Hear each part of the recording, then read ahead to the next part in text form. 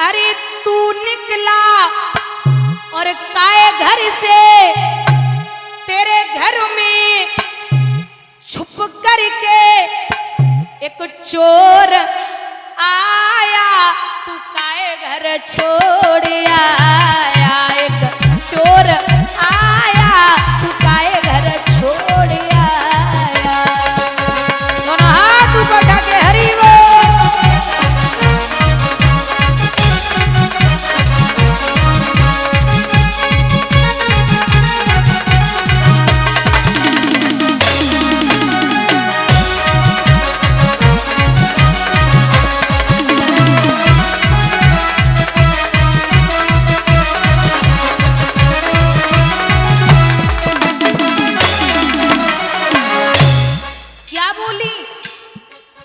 तेरे घर में रही चोरी है,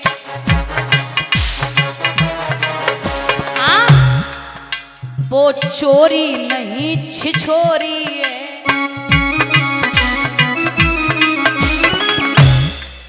तेरे घर में रही चोरी है, वो चोरी नहीं छिछोरी है।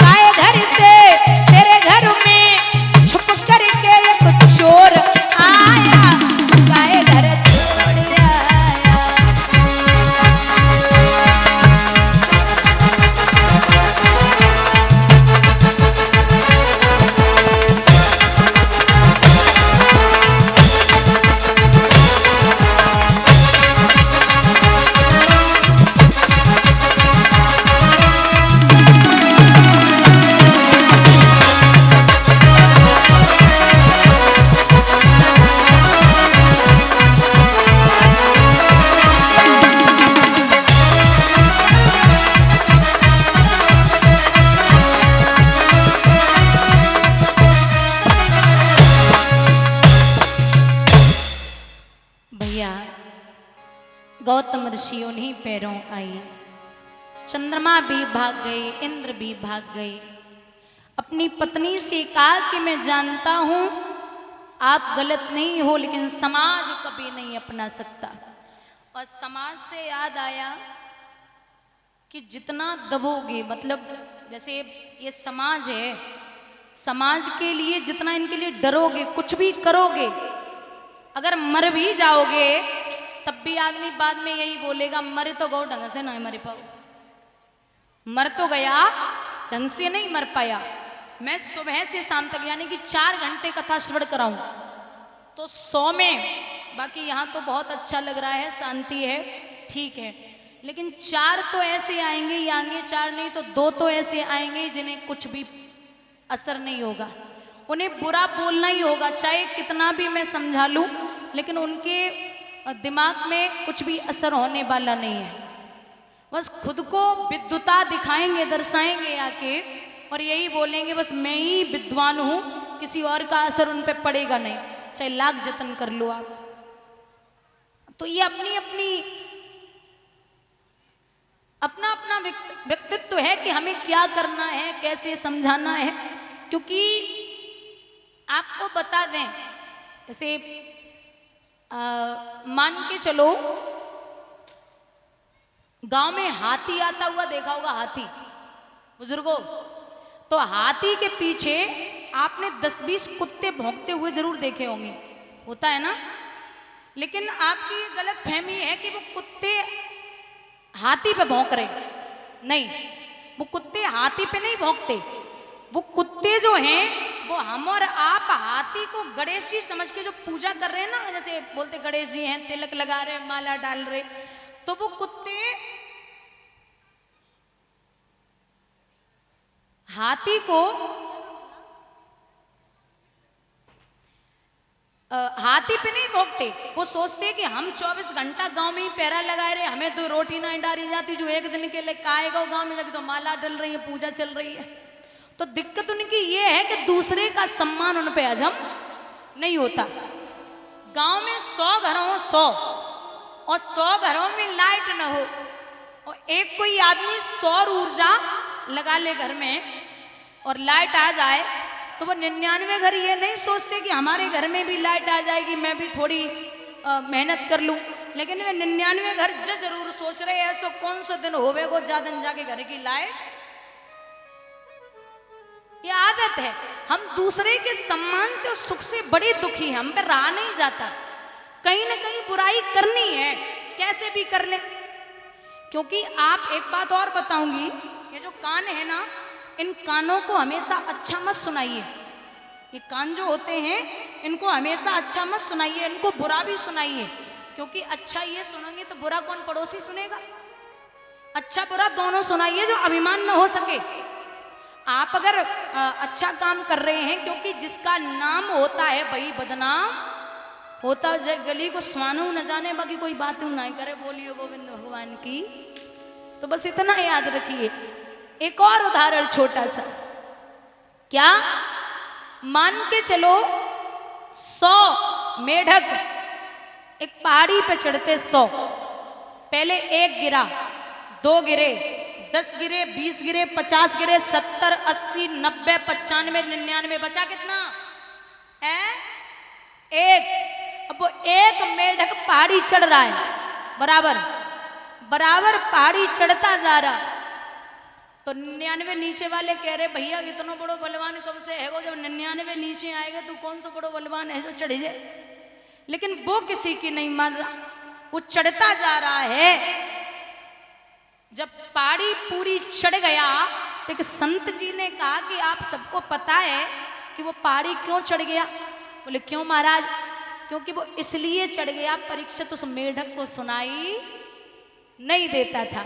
जब एक पहला चढ़ा तो दूसरे वाले जो 99 नीचे थे वो चिल्ला के बोले भैया गिर जावे को बहुत ऊंची है, गिर जावे को बहुत ऊंची है। तो हिम्मत टूट गई, वो नीचे आ गया। दूसरा चढ़ा तो 98 ने हिम्मत तोड़ दी।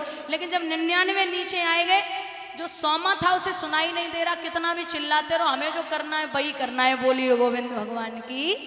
तो जब भी कोई अच्छा काम करो कानों पे हाथ। जब प्रभु ने देखा तो भगवान ने जमीन पे ठोकर मारी, जमीन पे।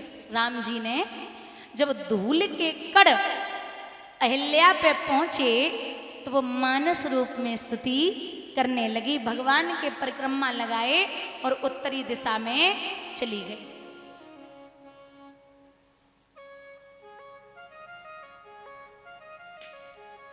उत्तरी दिशा में चली गई।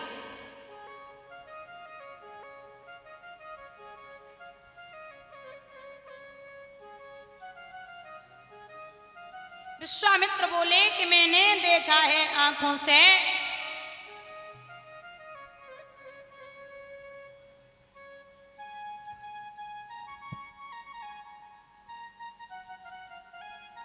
मैंने देखा है आंखों से ताड़िका जो तुमने मारी है, गौतम ऋषि की नारी अहिल्या पद चरण कमल रज तारी है।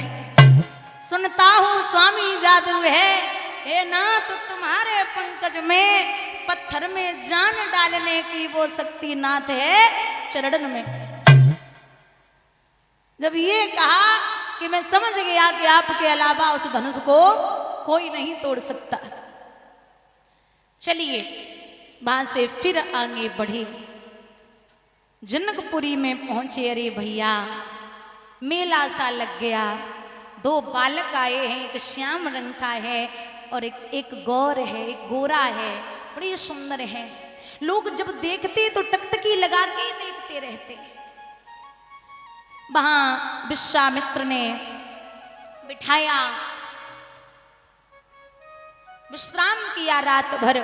सुबह जब हुआ तो सुबह दोनों पुत्रों को भेजा, जाओ बाग से फूल लेके आओ। पुत्र पहुंचे बाग से फूल लेने के लिए।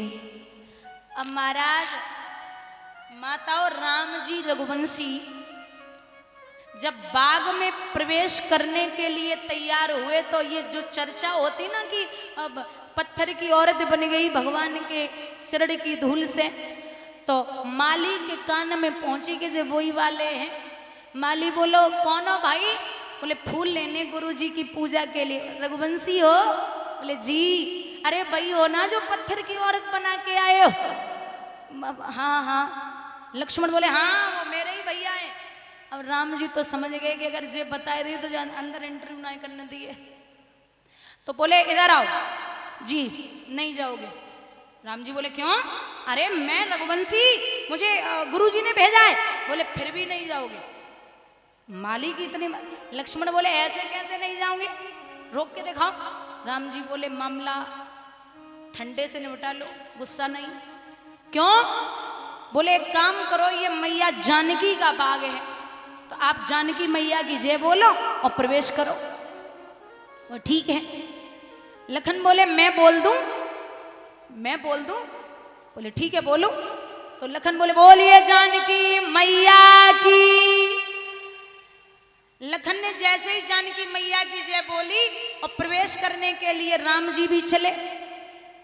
तो जब ये प्रवेश करने के लिए चले, माली बोले तुम कहां जा रहे राम जी? बोले क्यों? जय तो बोल दी। बोले जाने दबा खाई असर बाई पे करेगी, तुमने जय नहीं बोली तो तुम पे नहीं करेगी, तुम भी जय बोलो।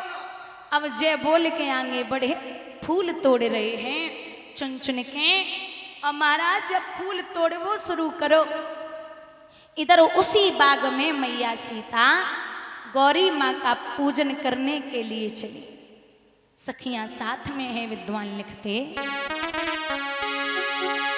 कि देख कर राम जी को जनक नंदिनी, देख कर राम जी को जनक नंदिनी, बाग में वो खड़ी